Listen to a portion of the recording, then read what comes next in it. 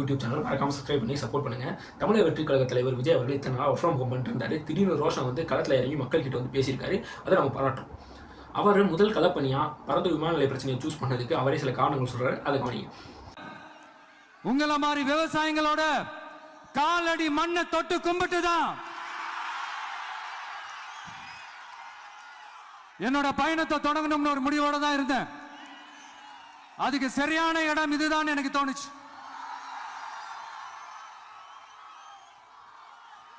என்ன உங்க வீட்டில் இருக்கிற ஒரு மகனா என்னோட கள அரசியல் பயணம் உங்களோட ஆசீர்வாதத்தோட இங்கிருந்து தான் தொடங்குது.